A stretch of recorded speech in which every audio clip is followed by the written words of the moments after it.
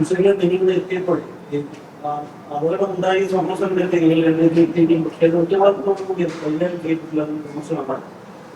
പറയുന്നത് കാര്യമില്ലെങ്കിൽ അവിടെ പറയുന്ന അത്രയും ആളുകൾ ചെയ്യുന്നവർ പറയുന്നു സമയം കൊണ്ടെത്തിയപ്പോഴും ഈ അപകടത്തിന്റെ വ്യാപ്തി എന്താണെന്ന് മനസ്സിലാക്കാൻ സാധിച്ചില്ല. അത് തരത്തിലുള്ള പ്രതികരണമായിരുന്നില്ല ഉണ്ടായിരുന്നത്. രക്ഷാപ്രവർത്തനം വളരെയേറെ താമസിച്ചു എന്ന് പറഞ്ഞാൽ നോക്കൂ, അവിടെ ആദ്യം എത്തിയത് ഞങ്ങൾ തന്നെയാണ്.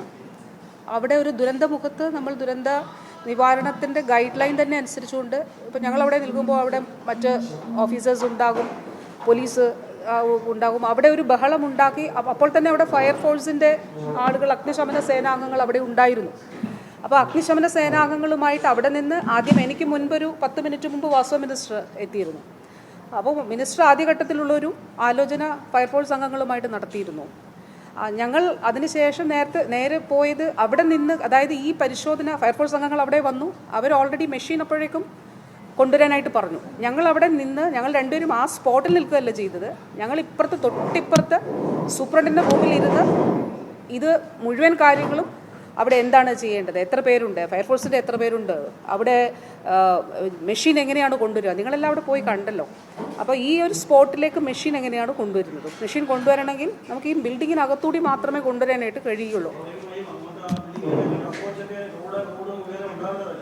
അല്ല, ഇത് പണ്ടത്തെ അല്ലേ, 68 വർഷം മുമ്പത്തെ ബിൽഡിങ്ങിൽ നമ്മളിപ്പോൾ എങ്ങനെയാണ് അന്ന് ഇപ്പോൾ റോഡ് ഉണ്ടാകണമെന്ന് നമ്മൾ എങ്ങനെയാണ് പറയാൻ കഴിയുക? അതുകൊണ്ടാണ് ഞാൻ പറഞ്ഞത് 68 വർഷം എന്ന് പറയുമ്പോൾ ഈ മെഡിക്കൽ കോളേജ് തുടങ്ങുന്ന കാലഘട്ടത്തിലെ ബിൽഡിംഗ് അല്ലേ, അതിൽ നമ്മളെങ്ങനെ ഇപ്പോൾ റോഡ് നിർമ്മിക്കാനായിട്ട് കഴിയില്ല.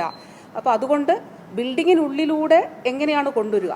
ഇപ്പോൾ ഞങ്ങൾ രണ്ടുപേരും അവിടെ നിൽക്കുമ്പോൾ സ്വാഭാവികമായി നിങ്ങൾ അവിടെ ഉണ്ടായിരുന്നവർ കണ്ടു. ആളുകൾ, ഓഫീസേഴ്സ് മുഴുവൻ, ഇപ്പോൾ ACSും ഒക്കെ ആ മീറ്റിങ്ങിലായിരുന്നു, ഓഫീസേഴ്സ് മുഴുവൻ അവിടേക്ക് വന്നു. ഒരു ദുരന്തം നടക്കുന്ന സ്ഥലത്ത് അങ്ങനെ ആളുകൾ വന്ന് കൂടി നിന്നിട്ടല്ല ചെയ്യേണ്ടത്. അപ്പോൾ ഫയർഫോഴ്സിനോട് കൃത്യമായി പറഞ്ഞു, നിങ്ങൾ എത്ര പേർ, ഞങ്ങൾ ഇങ്ങോട്ട് വരുമ്പോൾ നിങ്ങൾ കണ്ടു കാണും, ഫയർഫോഴ്സ് അംഗങ്ങൾ അങ്ങോട്ട് എത്തിക്കൊണ്ടിരിക്കുകയാണ്, ടീം അങ്ങോട്ട് വന്നുകൊണ്ടിരിക്കുകയാണ്. എന്നിട്ട് നിങ്ങൾ എത്ര പേർ ഇവിടെയുണ്ട്, അതിന് മെഷീൻ എങ്ങനെയാണ് ഇവിടെ എത്തിക്കുക? അപ്പോൾ അടുത്ത വിഷയം വന്ന് മെഷീൻ അകത്തൂടെ വന്നപ്പോൾ ഈ നമ്മളവിടെ ബോർഡുകളൊക്കെ വെച്ചിരുന്നിടത്ത് അവിടെ തട്ടുകയാണ്, വരാൻ കഴിയുന്നില്ല.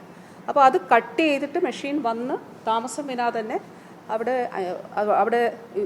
ഈ പറഞ്ഞതുപോലെ ആദ്യഘട്ടത്തിൽ വാസ്തവത്തിൽ ഈ കുഞ്ഞിൻ്റെ അമ്മയെ കാണുന്നില്ല എന്നുള്ളതാണ് പറഞ്ഞത്. അതാണ് ഈ 3 പേർ എന്ന് പറഞ്ഞത്. അപ്പോൾ ഈ കുഞ്ഞിൻ്റെ അമ്മയെ കാണുന്നില്ല എന്ന് പറഞ്ഞപ്പോൾ എല്ലായിടത്തും അനൗൺസ് ചെയ്തു. ഡോക്ടേഴ്സ് തന്നെയൊക്കെ എല്ലായിടത്തും വാർഡുകളിൽ മുഴുവൻ പോയി പരിശോധിച്ചു. അപ്പോൾ കുട്ടിയുടെ അമ്മ ഉണ്ടായിരുന്നു. പിന്നെ CT സ്കാൻ എടുക്കുമ്പോൾ കുട്ടിയുടെ അമ്മയും ആ കുഞ്ഞിൻ്റെ ഒപ്പം ഉണ്ടായിരുന്നു. അപ്പോൾ മറ്റൊരാളെക്കുറിച്ച് ആ സമയത്ത് അതുകൊണ്ടാണ് ഇവർ 2 പേർ എന്നുള്ളത് പറഞ്ഞത്. പക്ഷെ പിന്നീട് എന്നിരുന്നാലും 2 പേരെന്ന് പറഞ്ഞിട്ട് നമ്മൾ പിന്നീട് മാറ്റാമെന്നുള്ളതല്ലല്ലോ, കണ്ടിന്യൂസ് ആയിട്ട് ചെയ്യുവാണ് ചെയ്തത്. ഞങ്ങൾ അവിടെ നിന്നുകൊണ്ട് ഈ കാര്യങ്ങൾ സാധ്യമായത് തന്നെ എത്രയും പെട്ടെന്ന് തൊട്ടടുത്ത് നിന്ന് എത്തിക്കാൻ കഴിയുന്ന മെഷീൻ തന്നെ എത്തിച്ചുകൊണ്ട് അവിടെ ഞങ്ങൾ അവിടെ നിൽക്കുമ്പോൾ തന്നെയാണ് ഞങ്ങൾ അല്ല ആ ഘട്ടത്തിൽ അല്ല, ഞാൻ വന്ന് നിന്നപ്പോഴല്ലേ ചോദിച്ചത്. അപ്പോൾ എനിക്ക് അവിടെ നിന്നുകൊണ്ട് എൻ്റെ അടുത്ത് പറഞ്ഞതാണല്ലോ എനിക്ക് പറയാൻ കഴിയുക. ഞാനൊരു ചർച്ചയ്ക്ക് ശേഷമല്ലല്ലോ പറഞ്ഞത്, ഞാൻ വന്ന് നിന്നുടനെയാണ് എന്നോട് ചോദിച്ചത്. അപ്പോൾ ആ ഘട്ടത്തിൽ എന്നോട് പറഞ്ഞ കാര്യങ്ങളാണല്ലോ. അപ്പോൾ പ്രിൻസിപ്പലും സൂപ്രണ്ടും അവർ ആ രീതിയിലാണ് അവിടെ നിന്ന് ഇൻഫർമേഷൻ ഉണ്ടായത്.